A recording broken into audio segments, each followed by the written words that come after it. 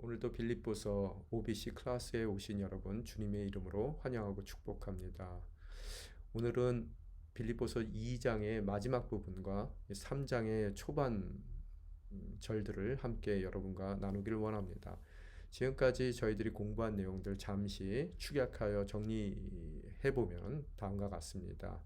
사도 바울의 인생의 궁극적인 목적과 그가 간절히 원하는 것은 그의 몸을 통해 그리스도가 위대해지는 것이다 라고 그런 고백했습니다.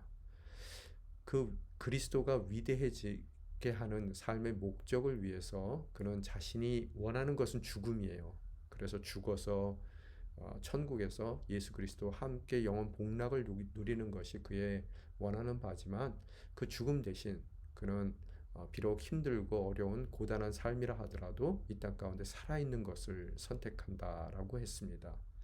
그가 사는 그 삶을 통해서 그에게 불러주신 빌립보 교회를 포함한 모든 이방 성도들의 삶 가운데 풍성한 영적인 열매를 맺게 하는 것이 자신의 소명이기에 그 소명을 이루는 삶, 그 삶이 바로 그리스도를 위대케 해주는 삶이고 그 삶이 유익하다라고 그는 고백을 합니다.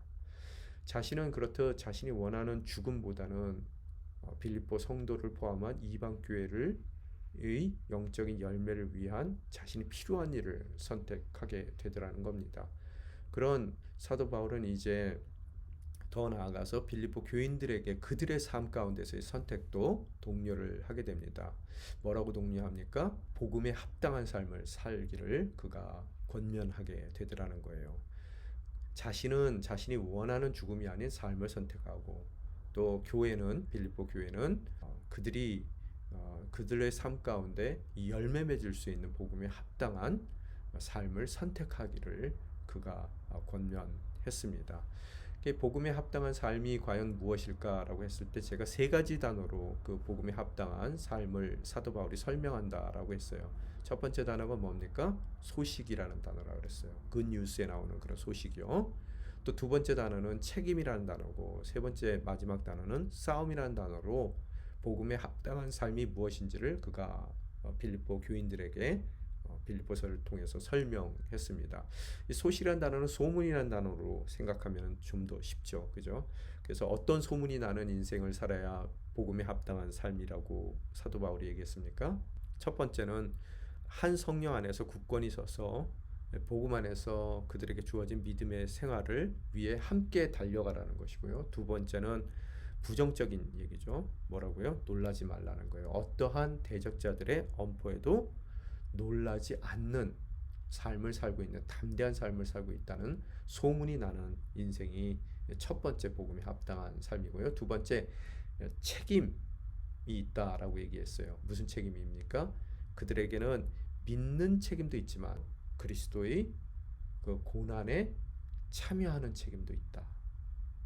바로 그런 고난에 참여하는 그런 책임을 완수하는 삶이 바로 복음에 합당한 삶이고 또 마지막 싸움이라는 것은 그들이 사도 바울이 그들과 함께 머물렀을 때 과거의 시점 가운데 머물렀을 때 그들이 본 사도 바울의 영적인 싸움 또 지금은 비록 사도 바울과 떨어져 있지만 사도 바울이 지금도 싸우고 있다는 현재에도 싸우고 있다는 그 싸움의 영적인 싸움을 그들이 듣고 있었단 말이에요. 눈으로 직접 보지는 못했지만 바로 현재 사도 바울이 싸우고 있는 바로 그 싸움에 함께 동참하는 그런 싸우는 삶을 영적인 싸움을 이루어 나가는 전쟁을 치루어 나가는 그런 삶을 세 가지를 살 때 진정 주님이 원하시는 아름다운 복음에 합당한 삶을 살게 된다는 거예요. 사도 바울이 자신이 원하는 죽음 대신 자신을 필요로 하는 사는 삶을 선택하게 되는 것이고요. 또한 빌립보 교인들도 그런 사도 바울과 동일하게 복음에 합당한 삶을 그들이 선택했을 때, 즉 소문난 인생, 또 책임지는 인생, 또 함께 싸움에 동참하는 그런 인생으로 살아갈 때 이들의 삶을 통해 주님께서 위대해지시는 그런 사도 바울의 온전한 목적을 이룬다라고 고백을 하게 됩니다. 그러면서 2장에 들어와서는 그런 그들의 이 복음에 합당한 삶을 함께 이루어 나갈 때 가장 중요한 것은 하나됨이라고 얘기해요. 그래서 그 하나됨의 기준이 뭐예요? 그리스도의 마음이라고 그랬어요. 그죠? 그래서 키노시스라는 2장 6절서부터 비움의 신비라는 그런 의미죠. 그래서 그 키노시스, 예수님께서 성육신 하셨을 뿐만 아니라 즉 하나님이심에도 불구하고 그 하나님의 동등함을 기득권으로 여기지 않고 비워내시고 낮은 자, 종의 모습으로 이 땅 가운데 사람의 모습으로 이 땅 가운데 오셨던 그 성육신에 대한 이야기, 또 그 성육신에만 머무는 것이 아니라 십자가에서 그 죽는 것까지 순종하셨던 그 순종의 삶, 바로 그 비움의 그 신비 키노시스를 바로 그리스도의 마음으로 그가 표현을 했고요. 바로 그런 합당한 복음에 합당한 삶을 사는 모두가 그런 그리스도의 마음을 품을 때 진정 하나 되는 그런 아름다운 공동체로서 그들이 원하는 그리스도가 위대해지는 그런 삶의 궁극적인 목적을 이룰 수 있다라는 이야기들을 쭉 2장에서 해왔습니다. 그러면서 2장 마지막 부분에 와서는 제가 지난 강의 시간에도 말씀드린 것 같이 이제 그 디모데와 에바브로디도를 다시 빌립보로 보내는 것에 대한 이야기를 했습니다. 그래서 지난 시간에 디모데에 대한 추천을 그가 사도 바울이 빌립보서를 통해서 얘기하는데요. 2장 20절에 뭐라고 써 있습니까? 디모데와 같은 마음을 품고 여러분의 형편을 진정으로 돌아볼 사람이 내게는 아무도 없습니다. 라고 표현했어요. 아무도 없다라고 얘기했고요. 누구에게는요? 자신에게는 어떤 사람이 아무도 없다는 거예요. 돌볼 사람이 아무도 없다는 거예요. 어떻게요? 디모데와 같은 마음을 품고 돌볼 사람이, 비교의 대상이 없더라는 겁니다.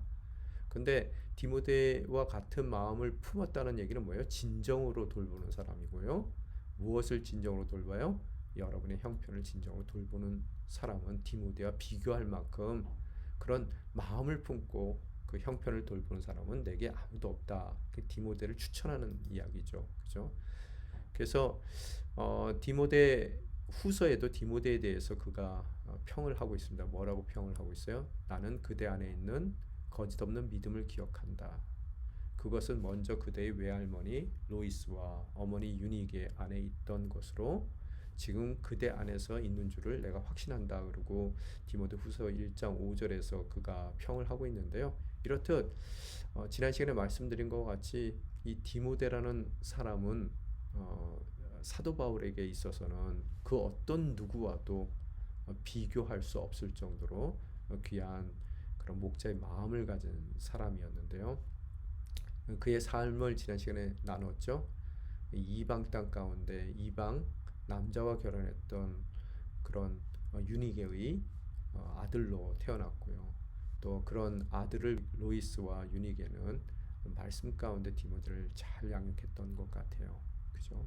지난 강의에 제가 그거에 대해서 더 깊은 말씀을 여러분과 나누었습니다. 자, 2장 21절에 보면 모든 사람이 자기 자신의 일에만 몰두하고 그리스도의 일에는 관심이 없습니다. 라고 더 디모데에 대한 칭찬을 하고 있습니다. 모든 사람이 몰두하고 있대요. 그리고 관심이 없대요. 뭐에 몰두하고 있어요? 자기 자신의 일에만. 뭐에 관심이 없어요? 그리스도의 일에는 관심이 없더라는 거예요.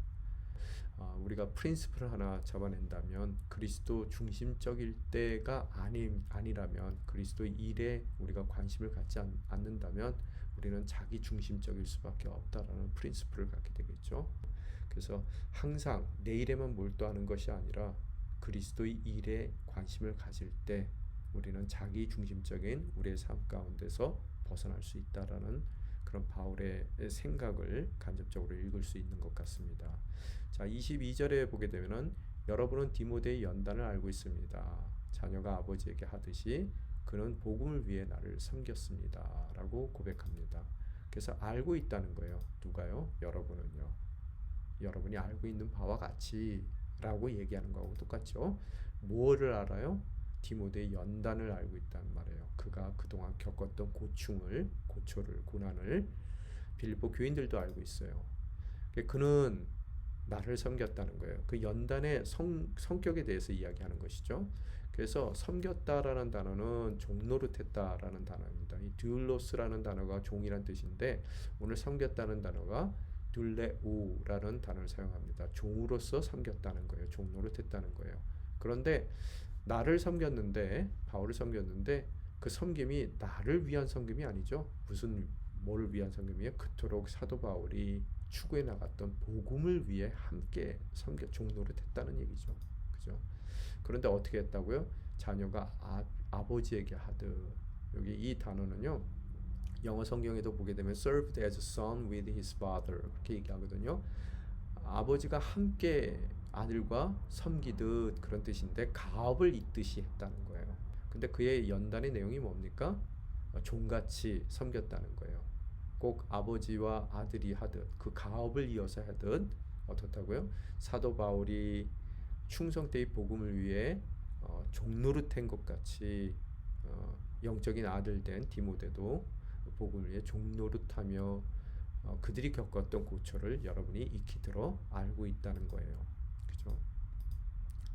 23절에 보면은 그러므로 나는 내 형편이 허락되는 대로 즉시 그를 보내고 싶습니다. 그러므로 익히 잘 알고 있는 그런 여러분 또한 그의 헌신에 대해서 잘 알고 있고요. 또 사도 바울이 보기에 디모데만큼 정말 그리스도의 마음으로 빌립보 교인들의 형편을 돌볼 사람이 없거든요. 비교 불가할 만한 그런 사람인데 그렇기 때문에 어떻다고요? 나는 보내고 싶다는 거예요. 누구를 보내고 싶어요? 디모데를요. 언제 보내고 싶어요? 즉시 가능한 빨리 보내고 싶다는 거예요. 근데 그 가능한 빨리 보내는 그 상황 가운데서 그가 내 형편이 허락되는 대로라고 이야기하고 있습니다. 당장 즉시 보내고 싶은데 그러지 못하는 이유가 뭐예요? 행여 그가 재판을 앞두고 있는데 로마 감옥에서 그 재판의 결과가 극단적인 상황이 될까봐 만약에 그가 순교라도 하게 되면 디모데가 바울을 대신해서 사도 바울이 행해야 될 그 모든 일들을 이루어 가야 되기 때문에 재판의 결과가 나오는 즉시 그를 보내고 싶다라는 사도 바울의 마음을 표현하고 있습니다. 자, 24절 읽겠습니다. 그리고 나 자신도 곧 가게 되리라고 주 안에 확신합니다. 그리고 확신한대요. 그가 보내고 싶은 상황 가운데서 확신하는 것이 하나가 있는데 그것은 뭐예요? 자신이 확신하는데 뭘 확신하고 있다고요? 곧 가게 될 거라는 걸요. 누가요? 자기도요. 보내고 끝나는 것이 아니라요. 자기도 곧 가게 될 것을 확신하고 있다는 거예요. 근데 자신도 가는 걸 확신하고 있는데 어떻게 확신하고 있어요? 주 안에서 확신하고 있다는 거예요. 이게 항상 우리의 확신도 어디 안에 있어야 돼요? 주 안에 있어야 돼요. 그래야 그 확신이 삶 가운데 실제적으로 이루어질 줄 믿습니다. 그런데 우리가 확신할 때 무슨 일에 대해서 확신했을 때 우리의 능력에 대한 확신 혹은 우리의 학벌에 대한 확신 또 우리가 갖고 있는 소유에 대한 소유 안에서의 확신을 갖고 우리가 일을 했을 때 항상 실망할 수밖에 없는 상황 가운데 빠질 수 있게 된다는 것을 간접적으로 또 알게 됩니다. 25절 보겠습니다. 이제는 디모데 외에 에바브로 디도에 대한 이야기를 하는데요. 그러나 나는 내 형제이며 동역자이며 함께 군사된 사람이며 또한 여러분의 사도이며 내 필요를 섬기는 사람인 에바브로 디도를 여러분에게 돌려보내는 것이 필요하다고 생각합니다.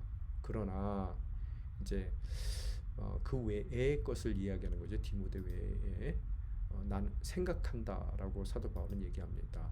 그죠? 나는 생각해요. 뭘 생각하다고요? 필요하다고 생각해요. 뭔가 필요하다고 생각하는데 뭘 필요로 하다고 생각하고 있습니까? 돌려보내는 것이 돌려보낸다는 얘기는 그곳에서 왔다는 얘기죠. 그래서 다시 빌립보 교회로 돌려보내는 것이 필요하다라고 생각한다는 거예요. 누구를 돌려보내요? 디모데뿐만 아니라 이제는 에바브로 디도를 돌려보내는 것이 필요하다라고 생각한다는 거예요. 누구에게요? 여러분에게, 빌립보 교회에게요.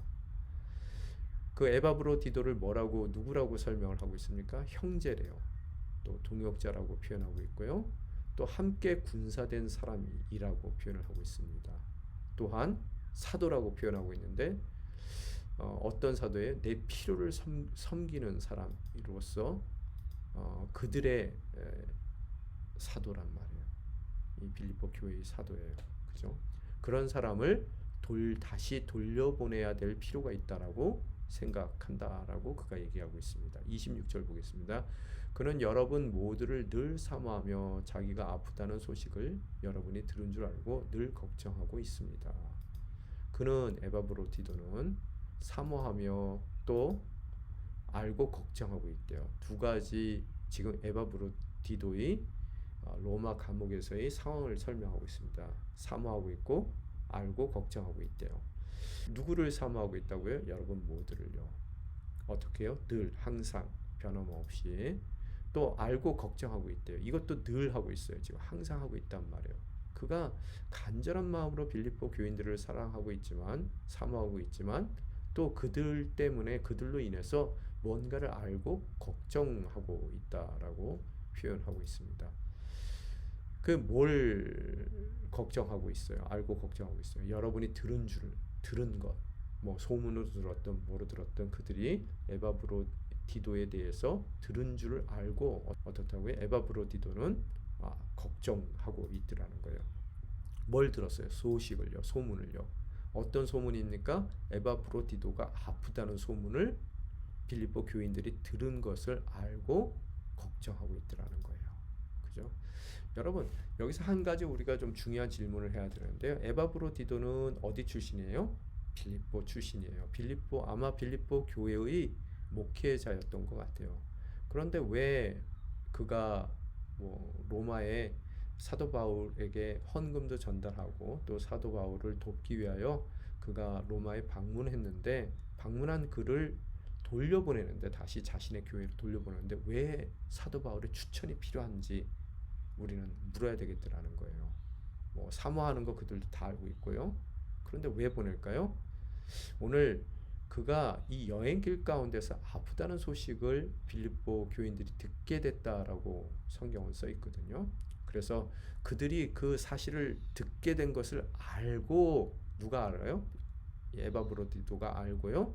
그 알게 된 그들이 들었다는 그것에 대해서 걱정을 하고 있다라고 사도 바울이 얘기하는데요. 이 얘기를 살펴봤을 때 이야기는 이렇게 진행되는 것 같습니다. 사도 바울이 로마에 갇혔다는 이야기를 빌립보 교회에서 듣고요. 아이고 또 갇히셨구나. 아마 빌립보 교인들은 걱정은 함께 했을 거예요. 그런데 아마 에바브로디도가 굉장히 사도 바울을 잘 따랐던 사람인 것 같아요.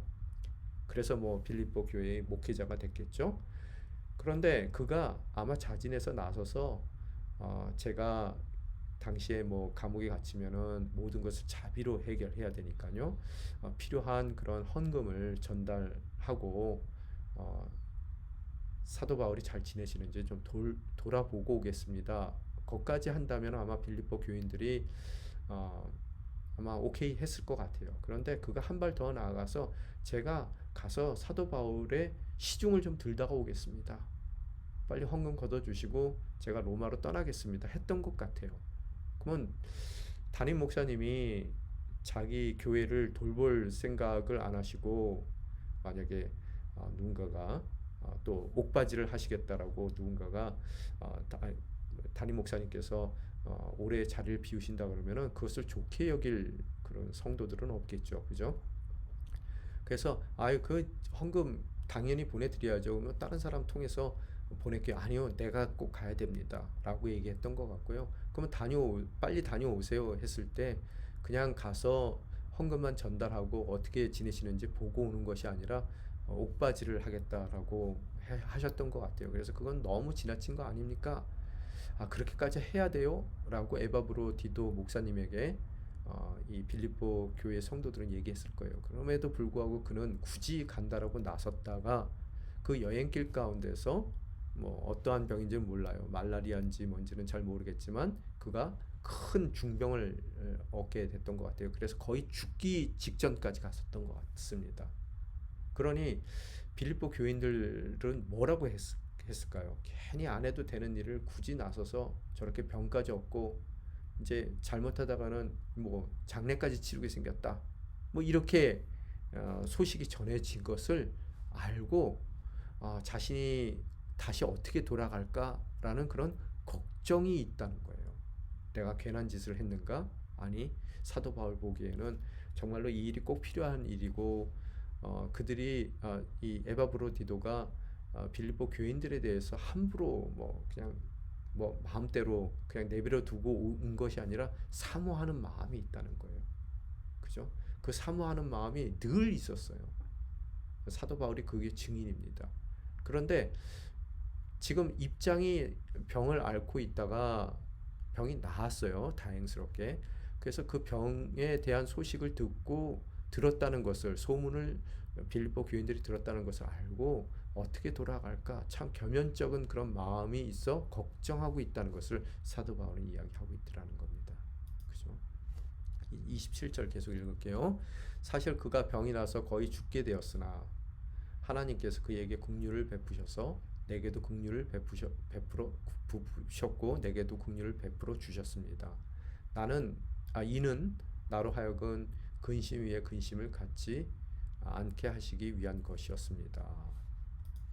사실 indeed 하는 얘기죠. 실제적으로 어떻다고요? 그가 에바브로디도가 병이 났어요. 병이 난 것뿐만 아니라 거의 죽게 되었다는 거예요. 그죠? 그래서 입장이 참 난처해진 거죠. 사도 바울 입장에서도.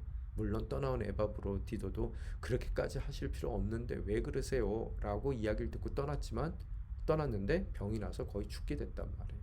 그죠? 하나님께서 반전되었으나 하고 그러나가 들어갔으니까 반전이죠. 사실은 이런 상황 가운데 있었지만 하나님께서 긍휼을 베푸셨대요. 또 긍휼을 베풀어 주셨어요. 긍휼을 베풀었고 긍휼을 베풀어 주셨어요. 두 번의 긍휼이 있어요. 첫 번째는 누구에게요? 에바브로디도에게. 두 번째 긍휼은 내게도 사도 바울에게도 긍휼을 베풀어 주셨단 말이에요. 이런 상황이 있음에도 불구하고 이는 하시기 위한 목적이에요. 긍휼을 베푸신 목적이 있단 말이에요. 그 목적이 뭐예요? 나로 하여금 사도 바울로 하여금 근심을 갖지 않게 근심 위에 근심을 갖지 않게 뭐예요? 하기 위해서 주님께서 긍휼을 베풀어 주셨다는 거예요. 사도 바울은 자신의 감옥 생활 가운데서도 근심이 많았을 거예요. 근데 자신을 도와주겠다라고 기껏 무리에서 찾아온 사람이 병이 나서 죽게 되었으니 만약에 죽는다면은 근심 위에 근심을 갖게 되겠죠. 그래서 그런 그에게 사도 바울에게 긍휼을 베풀어 주시고 또 갸르탄 에바브로디도의 마음의 긍휼을 베풀어 주셔서 병이 나서 거의 죽게 되었지만 주님께서 그의 병을 치유해 주셨다는 거예요. 사역적인 부담이 되었을 거예요. 만약에 죽게 되었다면요. 그죠? 그래서 하나님께서 이런 긍휼을 에바브로디도에게 또 근심을 갖지 않도록 사도 바울에게 긍휼을 베풀어 주셔서 그가 나음을 얻었기에 이제 회복된 에바브로디도를 다시 빌립보 교회에게 보내주겠다는 사도 바울의 계획을 이야기하고 있습니다. 그래서 28절 보게 되면은 그러므로 나는 여러분이 그를 다시 만나 봄으로 기뻐하고 나 또한 마음의 고통을 덜기 위해 그를 급히 보냈습니다. 라고 얘기합니다. 그러므로 병이 나았기 때문에 어떻게 된다고요? 보냈습니다. 나는 사도 바울은 보냈습니다. 누구를요? 에바브로디도를요. 급히 그것도요. 즉시 보냈단 말이에요. 여러분이 기뻐하고 나 또한 덜기 위해서 그 급히 보낸 이유는 기쁨이 되기 위해서 빌립보 교회에게요. 또 사도 바울에게는 덜기 위해서 급히 보냈다는 거예요. 즉시 보냈다는 거예요. 빌립보 교회가 왜 기뻐해요? 그를 다시 만나봄으로 기뻐하게 되는 거고요. 또 사도 바울은 뭘 덜어요? 마음의 고통을 덜게 되는 거예요. 보내는 것을 통해서 에바브로디도를 보내는 것을 통해서 교회는 다시 만나 기쁜 거고 사도 바울은 그 마음의 고통을 덜게 되더라는 겁니다. 자, 29절 보겠습니다. 여러분은 주 안에서 큰 기쁨으로 그를 맞아주고 그와 같은 사람들을 귀하게 여기십시오. 여러분은 당부의 얘기죠. 맞아주래요. 첫 번째. 두 번째 뭐라고요? 귀히 여기래요. 누구를 맞아줘요? 그를 맞아주라는 거예요. 에바브로디도를요. 괜히 쓸데없는 그런 가지 말라는 만류에도 불구하고 무리해서 가더니 병 걸려서 그렇게 사도 바울에게 오히려 영적인 부담을 주셨습니까? 하고 내치지 말고요. 그를 맞아주라는 거예요. 어떻게 해요? 주 안에서. 어떻게 해요? 큰 기쁨으로. 우리도 항상 이렇듯 조금 안 해도 될 만한 일들을 나서서 하시는 분들 있을 때 뭐라고요? 우리 또한 맞아줘야 돼요. 어떻게 해요? 주 안에서. 또 어떻게 해요? 큰 기쁨으로요. 또한 귀히 여겨야 됩니다. 맞아주는 것뿐만 아니라 귀히 여겨야 돼요. 어떤 사람들을요? 에바브로디도와 같은 사람들을요. 지나친 열심을 가졌다. 왜 쓸데없는 일을 해서 우리도 불편하게 하고 사도 바울에게 마음의 부담을 줬느냐라고 그를 타박하지 말고요. 맞아주래요. 또 귀히 여겨주라는 것을 사도 바울은 당부하고 있습니다. 때로는 우리의 선의가 다른 이들에게 불편하게 할 수도 있더라는 거예요. 그러나 오늘 사도 바울은 당부합니다. 뭐라고요? Welcome and honor. 그죠? 반겨주고 환영하고 존경심을 돌려주라는 거죠. 인정해주라는 거죠. 우리의 가정이 바로 이런 공동체가 돼야 돼요. 맞아주고 귀히 여기는 가정. 더 나아가서 교회 공동체가 이렇듯 선의를 갖고 행동했을 때 그의 원래의 뜻과 다른 결과를 낳았을 때 물론 하나님께서 긍휼을 베풀어 주셔서 다행히 그 극단적인 상황까지 치닫지는 않게 되어서 돌아올 수 있는 그런 은혜를 베풀어 주셨을 때 그 돌아갈 수 있는 안식처가 돼야 된다는 거예요. 우리의 가정이, 우리의 교회가. 그죠? 그래서 우리 사회를 보게 되면은 결과만을 중시 여기는 그런 사회이죠. 그래서 생산성이 이 사회의 덕목입니다. 생산적이지 못하면은 뭐 악한 거예요. 그래서 내칩니다. 그리고 귀하게 여기지도 않아요. 그러나 하나님은 마음의 중심을 보시는 분이에요. 그 결과보다는 그 의도를 바라보는 거고요. 숨은 선의를 바라보는 것이고 또 그 과정 가운데서의 들여진 노력과 최선을 중히 여기신단 말이에요. 비록 그 결과가 우리가 원했던 것 같은 결과를 얻지 못한다 하더라도 세상은 그래서 버리고 또 하찮게 여긴다 하더라도 우리 믿음의 가정은 그런 가장이 다시 돌아왔을 때 맞아줘야 돼요. 또 그런 자녀들이 다시 돌아왔을 때 귀히 여겨줘야 된다는 거예요. 또한 우리의 공동체 또한 뭔가 선의를 갖고 했지만 잘 안 된 케이스에 막 내가 이런 지경까지 떨어졌다는 소식을 저들이 들었으니 이제 내가 다시 돌아갈 수 있을까? 라고 그 걱정하는 에바브로디도들이 있을 거라는 거예요. 그럴 때 뭐라고요? 우리 또한 공동체 가운데 그들을 맞이해 줘야 돼요. 어떻게? 주 안에서 큰 기쁨으로 웰커밍 해야 된단 말이에요. 또한 그들을 귀히 여겨줘야 된다는 것을 사도 바울은 다시 한번 말씀하고 계십니다. 그래서 이 세상의 공동체가 세상이 우리 믿음의 공동체와 확연히 다르죠. 거기서는 생산성, 결과 중심적으로 내치고 또 함부로 여기는 바로 그 대상들이 선의를 갖고 있었다면 그 결과와 상관없이 하나님의 긍휼 가운데서 다시 돌아올 때 어떻다고요? 주 안에서 큰 기쁨으로 맞아주는 공동체가 되어야 되고 그들을 비록 결과는 없지만 또 생산성에 대해서는 저평가가 될 수밖에 없는 그런 사회적인 구조 가운데서 어찌 보면 문제를 야기하고 실패하고 돌아온 사람이죠. 귀히 여기는 그런 공동체가 될 때 바로 그 공동체가 대한 공동체, 세상과는 다른 대한 공동체가 될 줄 믿습니다. 왜? 누구나 에바브로디도가 될 수 있거든요. 선의를 갖고 열심히 노력했지만 안 되는 경우들이 있거든요. 또 오히려 남들에게 불편하고 어려움을 주는 결과가 있어요.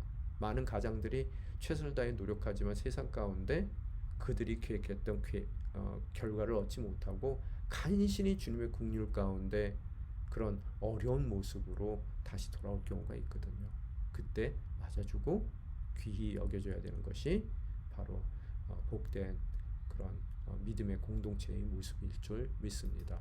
자, 30절 보겠습니다. 이는 그가 그리스도의 일을 위해 거의 죽을 지경에 이르기까지 자신의 목숨을 돌보지 않았기 때문입니다. 무조건 다 나를 맞이하라, 귀히 여겨라 이러시면 안 돼요. 이 이유가 있어야 돼요. 이런 최소한의 모습이요. 이는 때문입니다. 이유를 얘기하죠. 왜 그를 맞이하고 귀히 여겨야 되는 그 이유를 설명하고 있어요. 돌보지 않았기 때문이에요. 이르기까지. 그죠? 두 가지 이유에 그가 돌보지도 않았고요. 또 이러한 형편에까지 이르렀어요. 자신의 목숨을 돌보지 않았고요. 그 선의를 위해서요. 그가 품었던 계획을 위해서요. 또 죽을 지경에 거의 죽을 지경에 이르기까지 그가 뭐 했다고요? 그리스도의 일을 위해 헌신했기 때문에 이를 위해서 헌신했기 때문에 어떻다고요? 그를 맞아주고 귀히 여겨라는 거예요. 29절에 방금 뭐라고요? 맞아주고 귀히 여겨야 할 대상 welcome and honor 설명했었죠. 그 이유는 그리스도의 일을 위해서 그렇게 하는 거예요. 혹은 그리스도께서 허락하신 그 가정을 위해서, 또 공동체를 위해서, 또 그리스도께서 불러주신 직장 내에서의 소명을 위해서, 또 사업장에 주님께서 불러주신 주님의 꿈과 계획을 위해 선을 갖고 노력했지만 자신의 의도와 계획과는 달리 오히려 남들을 불편하게 해주는 결과를 낳았다 하더라도, 그래서 그 결과가 그에게 걱정거리가 돼서 돌아갈지 말아야 될지 고민하고 있을 때 그의 발걸음 가운데 주님께서 긍휼을 베풀어 주셔서 돌아오게 해 주실 것이고, 돌아올 때 만약에 그것이 그리스도의 일을 위해 돌보지 않았고 또 이르기까지 했다면 당연히 우리는 그 사람을 그분을 웰컴하고 오너해야 될 줄 믿습니다. 자, 이제 3장으로 넘어가는데요. 3장의 내용은 제가 다음 주에 또 영상을 만들어서 여러분에게 올려드릴 텐데요. 3장의 내용은 뭐 간단하게 오늘 브리프하게만 좀 다루겠습니다. 큰 픽처만 좀 보겠는데요. 앞서서 제가 말씀드린 대로 그리스도가 위대해지는 것을 사도 바울이 원했어요. 또한 이에 동참하도록 빌립보 교회가 공동체적으로 일치되고 협력을 이룰 것을 원했고요. 그래서 복음에 합당한 삶을 한 영 가운데서 굳건히 이루어 나가기를 원했어요. 그런데 그런 일치와 협력을 위해서 필요한 것은 그들에게 그리스도의 마음을 품어야 된다라고 사도 바울이 얘기했고요. 또한 지금 방금 이야기 나눈 것 같이 디모데와 에바브로디도를 다시 빌립보 교회에 파송할 계획을 언급했습니다. 이제 바울은 당시 빌립보 교회 내에 들어와 있던 이단에 대한 경계를 당부합니다. 그리고 복음적인 신앙에 대해서 권면하게 되는데요. 1장서부터 11절까지 1절서부터 11절까지는 그런 율법주의자들을 경계한 후에 과거 자신이 자랑하고 유익으로 여겼던 것들을 다 배설물로 여기고 버렸다라고 얘기하고 있습니다. 그런 간증적인 얘기를 표현하고 있고요. 또 12절에서 16절까지는 신앙의 여정을 표대를 향해 달리는 경주로 묘사하고 있습니다. 그래서 구원의 완성을 위해서 성도들은 끊임없이 성화의 삶을 앞에 놓인 성화의 삶의 목적을 향해 달려나가야 됨을 강조하고 있고요. 또 17절에서 4장 1절까지는 세속적인 반도덕주의에 대해 경고의 메시지, 경계의 메시지를 보낸 동시에 성도의 이 본질적인 정체성이 무엇인지, 천국 시민으로서의 삶을 살아가야 되는 것을 당부하는 내용으로 마무리가 됩니다. 오늘은 여기까지 저희들이 강의를 하고요. 제가 기도하고 마치겠습니다. 아버지 하나님, 오늘 2장의 마지막 부분을 통해서 저희 공동체 가운데 선의를 갖고 있으나 그 선의 가운데 계획했던 결과와는 너무나 터무니없이 다른 삶을 살았던 에바브로디도에 대한 이야기를 듣습니다. 우리 삶 가운데 많은 에바브로디도가 있습니다. 주님을 위해 최선을 다하지만 그 최선이 엉뚱한 결과 가운데 자신도 죽을 지경까지 이르게 되고 또 다른 이들에게도 근심 위에 근심을 더하는 그런 원하지 않는 결과 가운데 빠진 이들이 있습니다. 그러나 사도 바울은 바로 그런 에바브로디도와 같은 우리의 인생, 믿음의 가정 가운데 또 믿음의 공동체 가운데 어떻게 그런 에바브로디도를 대해야 될지 다시 한번 우리에게 설명해 주고 있습니다. 맞이할 수 있게 도와주시고 또 그를 맞이할 뿐만 아니라 귀히 여길 수 있는 아름다운 믿음의 가정, 또 믿음의 공동체가 되는 것으로서 실패할 수밖에 없고 실수할 수밖에 없고 또 본의 아니게 남에게 불편함을 줄 수밖에 없는 우리 인생 가운데 다시 회복하여 주님의 부르심을 함께 이루어 나갈 수 있는 그런 주님의 비결을 우리 삶 가운데 배워갈 수 있는 아름다운 가정, 아름다운 공동체가 될 수 있게 도와주시옵소서. 이 모든 말씀 우리 주 예수 그리스도 이름으로 간절히 기도드리옵나이다.